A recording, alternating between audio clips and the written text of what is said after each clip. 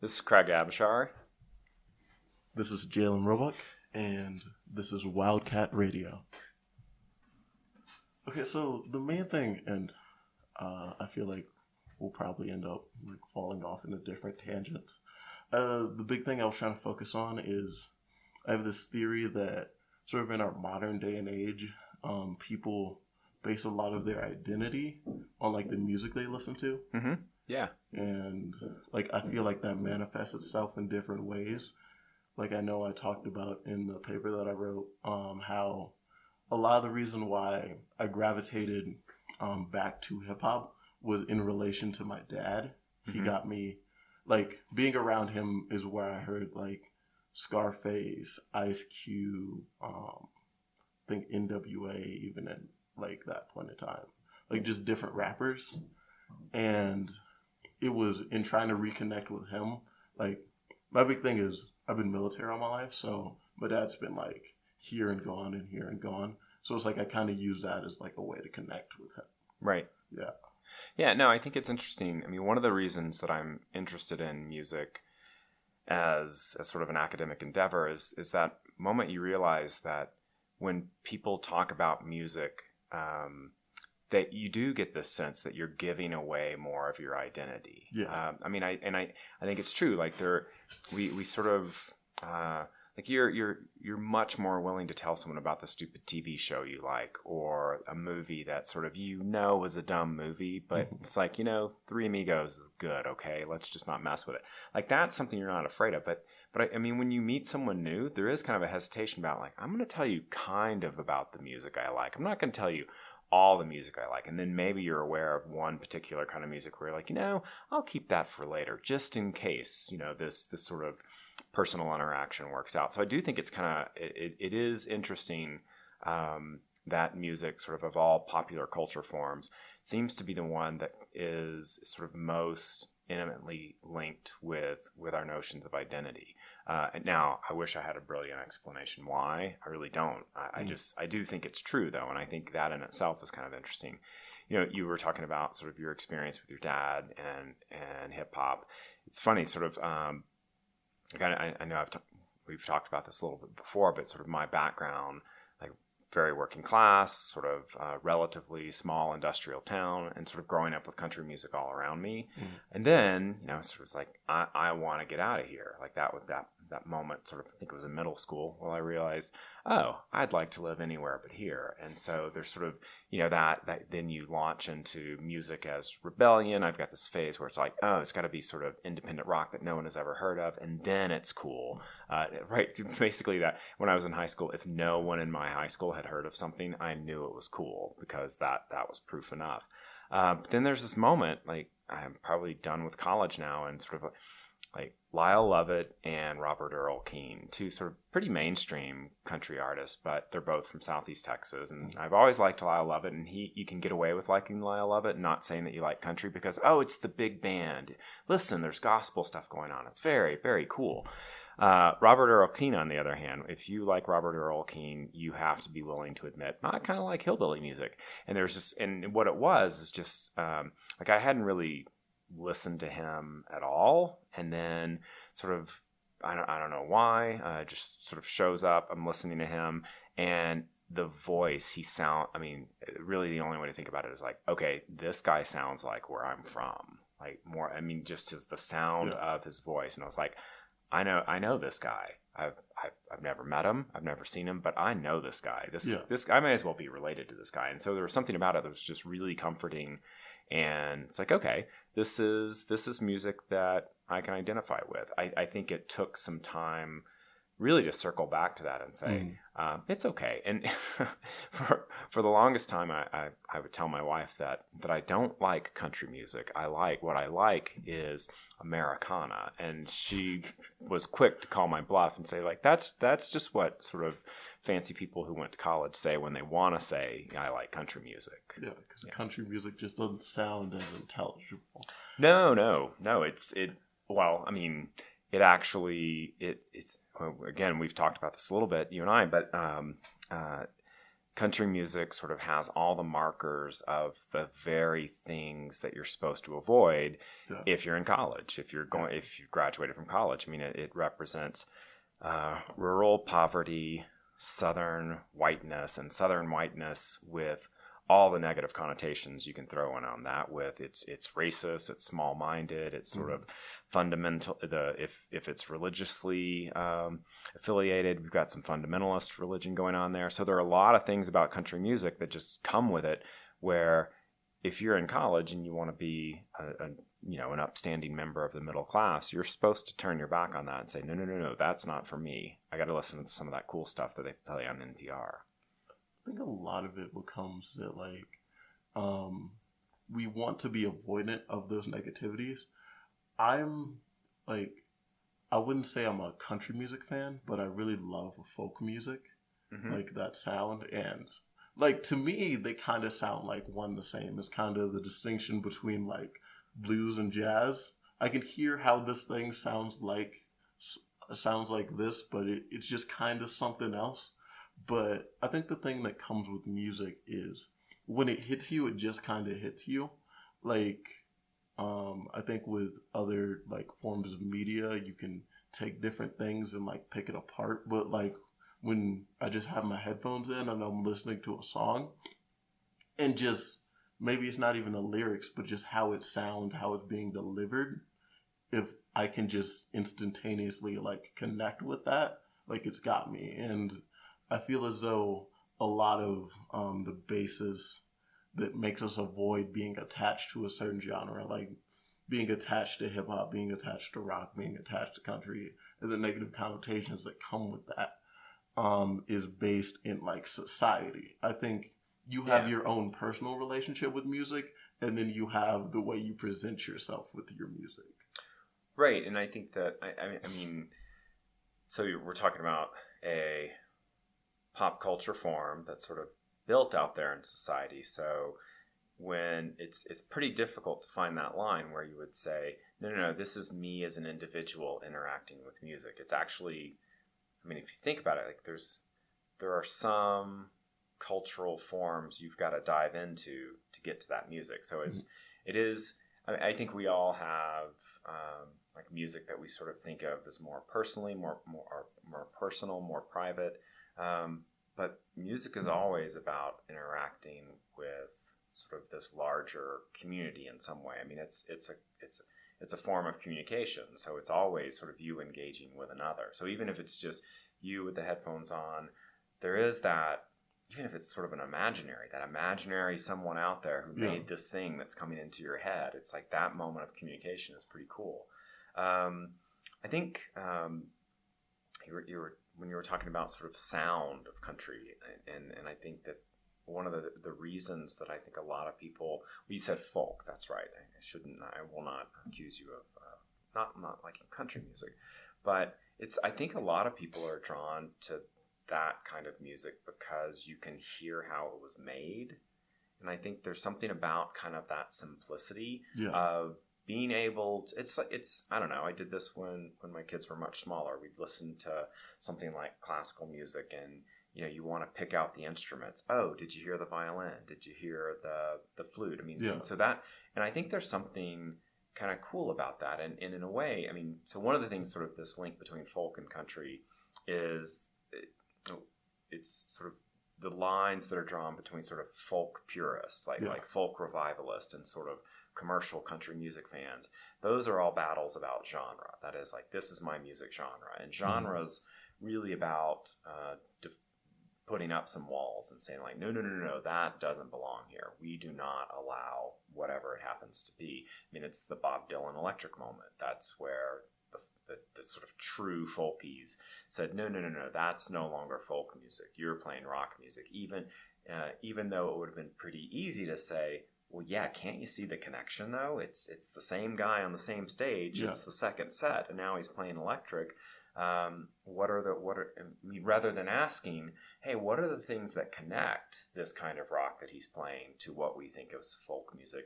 With genre, we're much more interested in saying, here's the barrier, here's the line. We don't do that. And that's why I'm kind of interested in this notion of Americana, because that is sort of a format and not a genre, and it's much more open, and it's kind of cool. So you get, I mean, there are radio stations that will play like Bill Monroe, like old school bluegrass, and then the next song will be something like Lake Street Dive, and you're like, there's not a lot country there. That sounds more like either Memphis blues or sort of, you know, good old fashioned Motown, and you're trying to figure out, well, that's cool. What's the connection? And I think that's what's kind of fun about something like Americana as opposed to genre battles, is that you get to have that moment. Yeah, what is the connection between those two bands, as opposed to, no, one of those does not belong. Yeah, the Sesame Street song, one of those things is not like the other. One of those things, I gotta finish, just does not belong. I think the thing that like comes with sort of these genre conventions, sort of the sense, like, how would you define Americana? I guess, like, I don't really understand that. Yeah, I mean, that's it's funny. So No Depression magazine, the sort of first publication that was devoted to Americana, they were coming out of this alternative country. That's what they were calling it. So it started with, well, and it started as alt country because it was alt dot country, sort of to kind of recognize its the online part of that phenomenon. But I mean, they're quick to say, like, we don't know what this is. I mean, and there's something, I think that's, again, I mean, I will come back and answer the question, but it's still this idea of format that's kind of cool, is that, well, we don't have to. It's like, you know, we don't have to define the lines. We don't have to say that it's this or that. But I would say, I mean, essentially it's music that sort of wants to celebrate and foreground like traditional American musical roots. And so it does have country blues at its center. It does have sort of old school hillbilly country music.